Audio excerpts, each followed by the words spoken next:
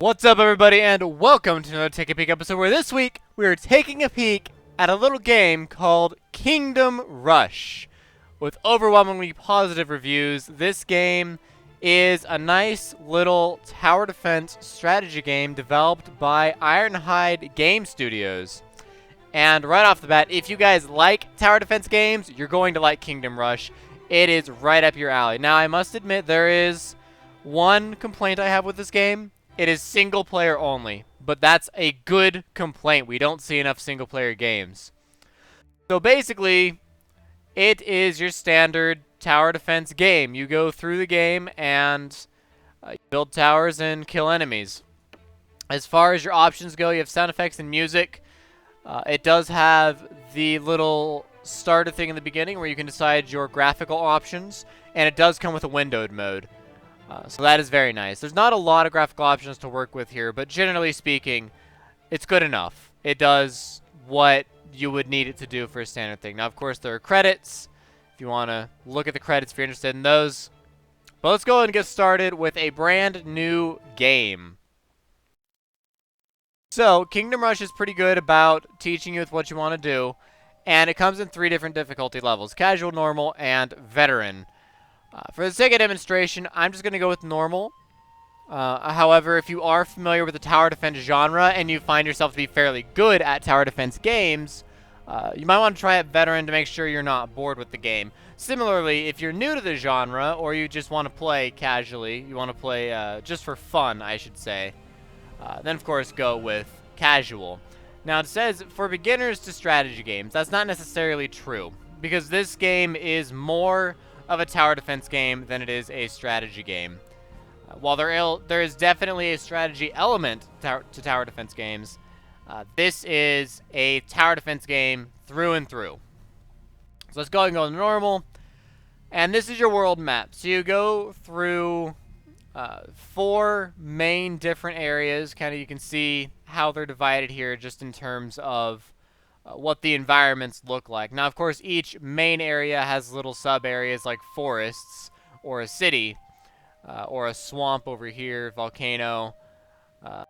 But generally speaking, you can see the 4 divides. So let's just go ahead and get in here right away. You start here, you click on a flag, and it lets you progress through the game.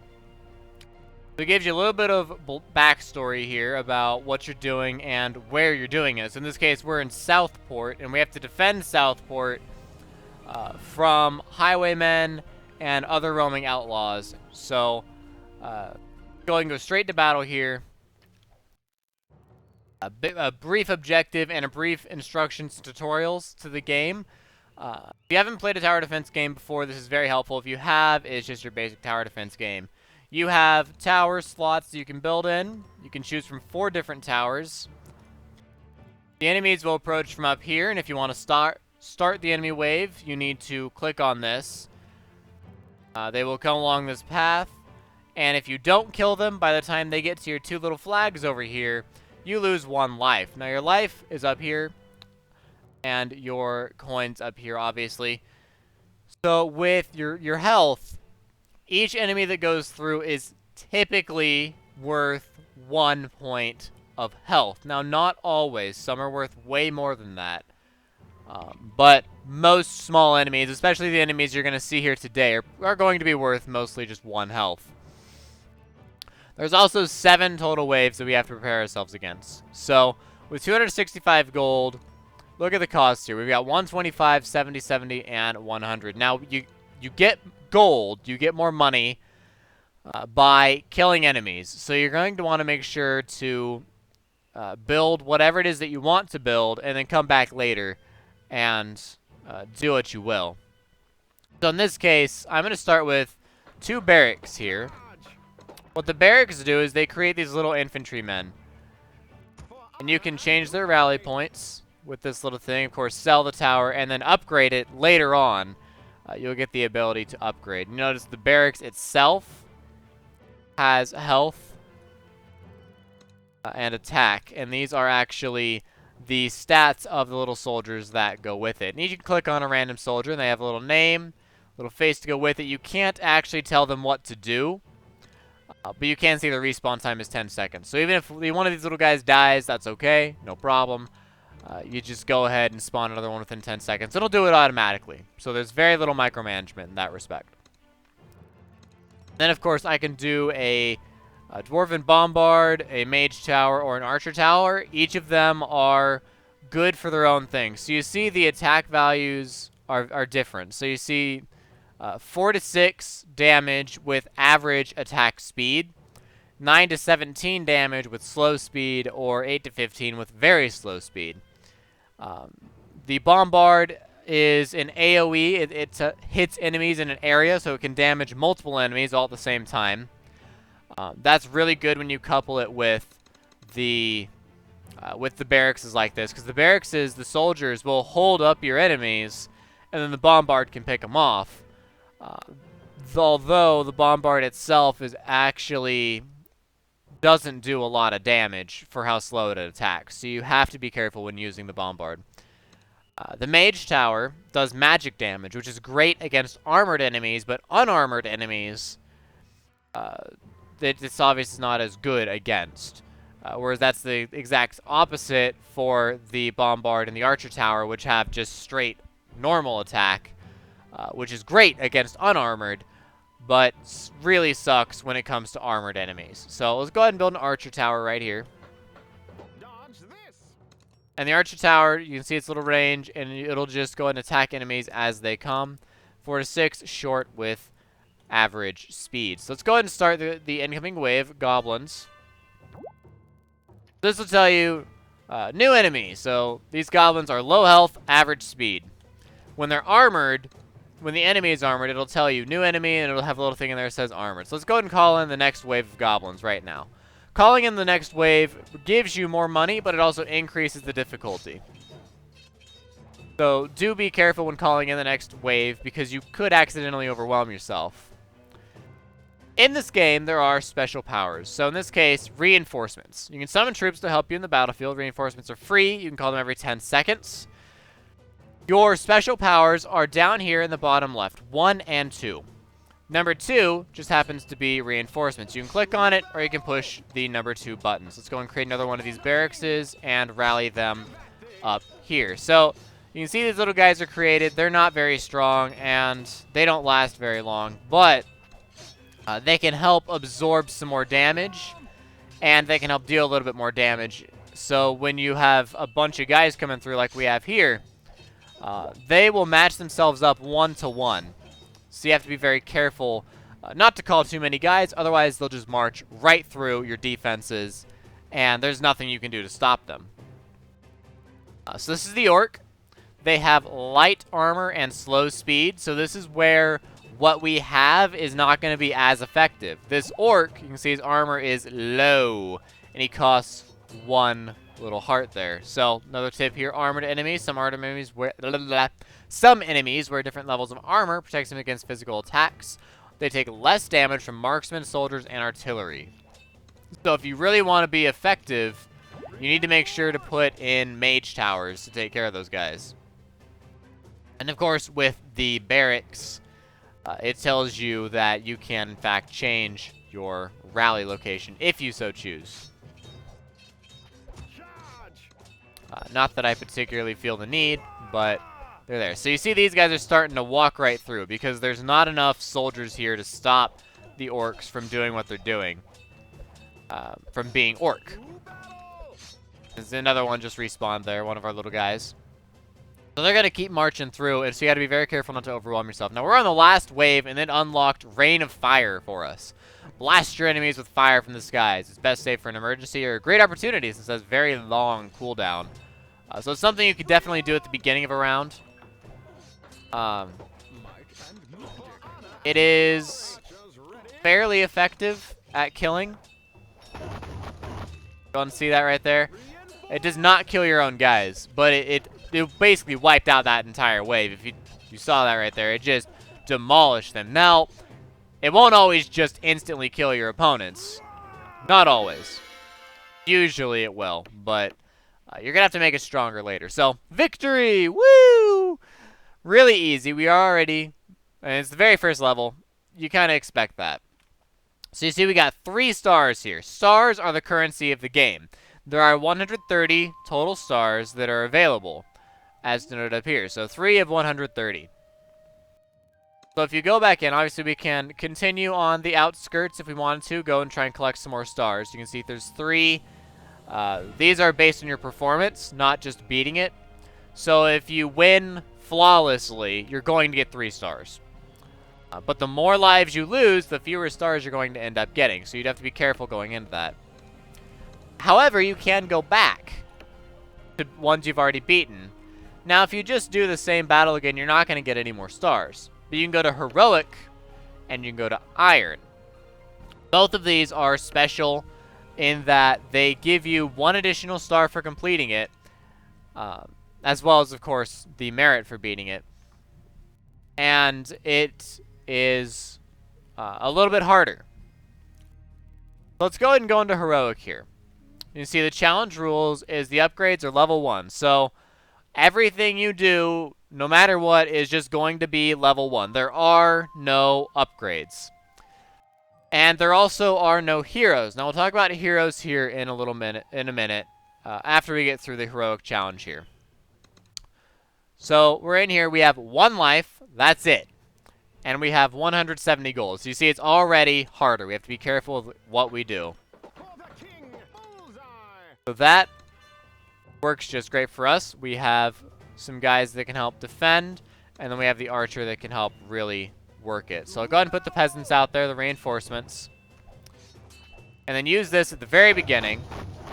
Not that it's necessary, but it does have such a long cooldown that you want to use it at the very beginning of a round, at the very beginning of doing something, just to make sure that you get to utilize it the best that you can.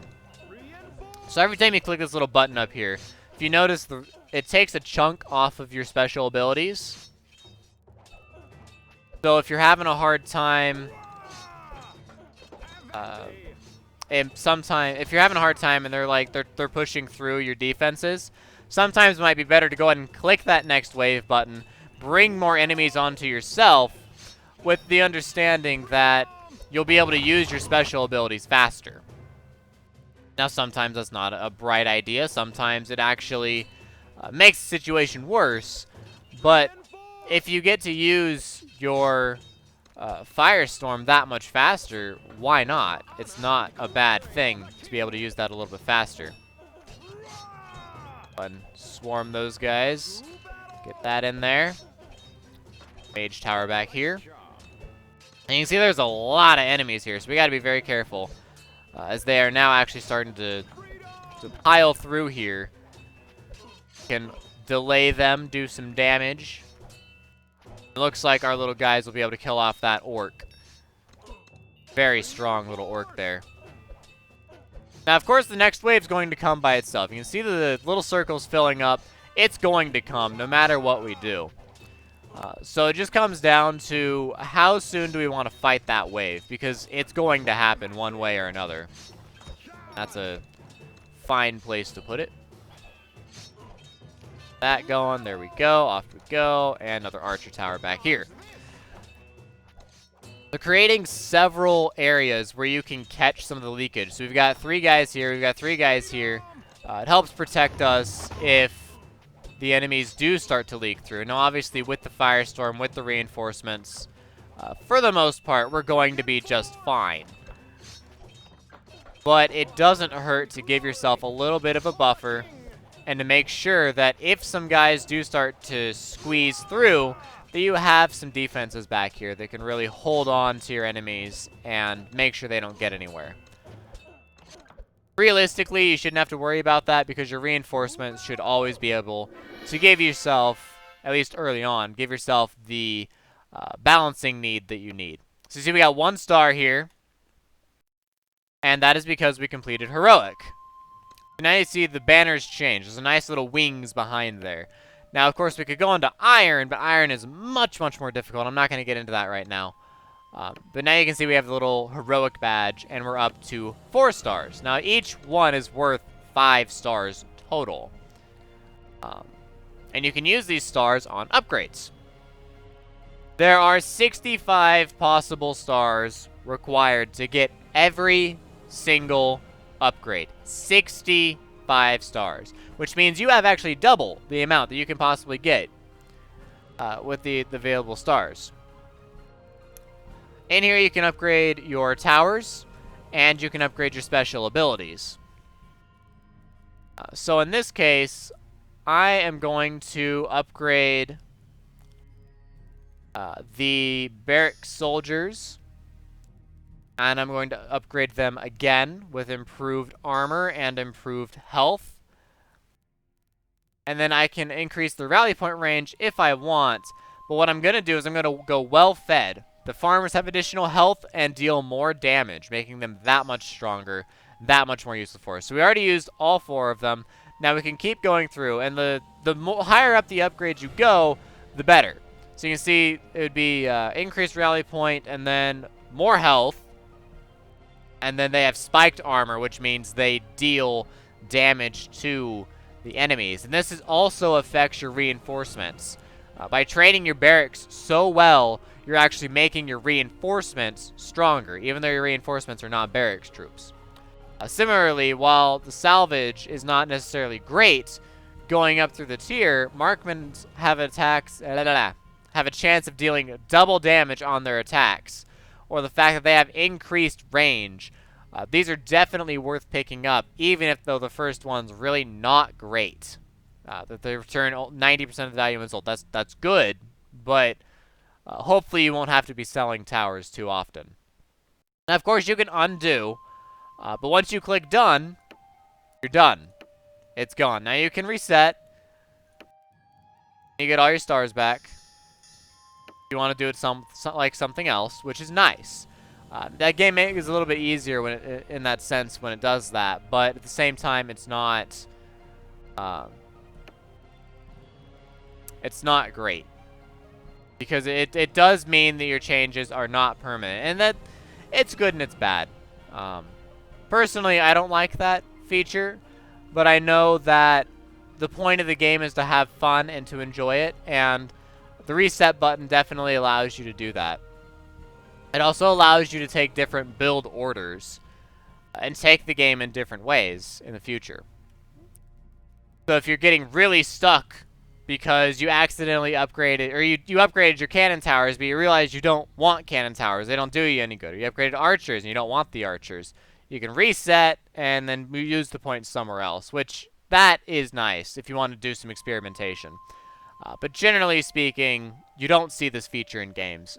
It's interesting, to say the least. Down here we also have the encyclopedia. It gives you the basic information about all of the towers you've unlocked and all of the enemies you have seen. And then it has the achievements for that save file. So you can see we have killed 1 enemy and we've called in 10 early waves, and there are 6 full pages of possible achievements. So it won't tell you you got the achievements, but they are there, and if you're an achievement hunter, definitely something you want to look at. And then we have the hero room. So as you progress throughout the game, you unlock your first hero at stage 4. Obviously, we've only done stage 1. But as you progress throughout the game, you unlock heroes, and each of the heroes have their own little special abilities that they can do. And each of them have what their stats dictate down here. So this guy has a melee attack of 6 out of 8. His maximum of 8 health. No ranged capabilities whatsoever. And 5 speed, so above average speed. If you go to, say, Oni, lots of attack. Not as much health, but a ton of melee attack, and he's faster. But, again, no ranged attack. You actually get your first ranged hero as the second one. And you can see right away, much less health, faster than Sir Gerald Lightseeker. But less damage, even though it is ranged, it's less overall damage. You have to pick and choose. Do you want a ranged hero who does less damage but can sit behind the lines? Or do you want someone to be right up in their face and fighting them blow for blow on the front lines? It comes down to personal preference. And in some cases, you're going to want the archer over the melee soldier, simply because of what the map calls for. Again, another ranged guy here with a gun. Giant hammer guy. He's a lot of fun to play with, by the way. He's amazing. But anyways, those are heroes. Now again, if we go back into heroic and iron, you can see it says no heroes. It means you just can't use them. You're just not allowed. And then you can't actually go into heroic or iron until you complete the stage with 3 full stars. So if you want to try and pick up that extra 1 star, you want to milk it for that 1 more, you're going to have to make sure that it's actually beaten with all 3 stars. Otherwise, you're not going to stand a chance. Now, all of your upgrades and your heroes are completely available to use on the standard campaign. The only time they're actually really limited is on the special heroic and iron one, where they have their own specific rules to work with. The iron one will change based off of whatever it wants to be. The heroic one is pretty straightforward. You only have whatever upgrade level it deems proper, and then no heroes. But iron can be whatever it decides to be, whatever it's programmed to be. And you will see this change. You'll definitely see iron change over time. And it is really hard. I only recommend doing iron when you are in a tough spot, when you can't progress any further, and you need more stars. In some cases, it might actually be easier to try and figure out the iron challenge before trying to progress through further on into the game. Furthest I've ever been is actually getting through the ice path, and I'll tell you right now, that took me a whopping 5 hours of gameplay to get from here to through the ice path. So the game itself is not overwhelmingly long, but it is fun, and for $10 on the Steam store, it's definitely worth it. You see this game on sale quite often, and it makes sense. I mean, the game itself it came out in January of 2014, so almost a year ago at this point. But again, the game has overwhelmingly positive reviews, and I gave it 2 thumbs up. I mean, this is... I don't normally play tower defense games. I do play strategy games, but I don't normally play tower defense games because, to me, they always seem to be mindless. But something about this game really drew me into it. As I progressed further and further in the game got noticeably harder. And later in the game is when it definitely becomes more of a strategy game and less about tower defense. Now, in the very early game, obviously you saw it was just place the towers, watch the enemies come into your men and die. Later on, it does require a little bit more strategy, a little bit more micromanagement, and you're going to have to prepare yourself for what will end up being a difficult game later on once you get into the icy peaks and beyond. It gets much, much harder. And I think that was what the initial draw was for me. So I'm not a big fan of tower defense games. But this game separates itself from the genre in a very positive way. So overall, I give this a 7.5 out of 10. It's a well-designed game, bug-free, and it's a lot of fun. It's very easy that you can just sit down, you can play a little bit, and then you can pick up and leave. You can pause the game at any time, and I absolutely love that about this game. It is definitely one of those that you sit down, you play for 5 minutes, and then off you go. And it doesn't take that much concentration, it doesn't take that much effort, usually, until you get later on in the game, again, like I said earlier.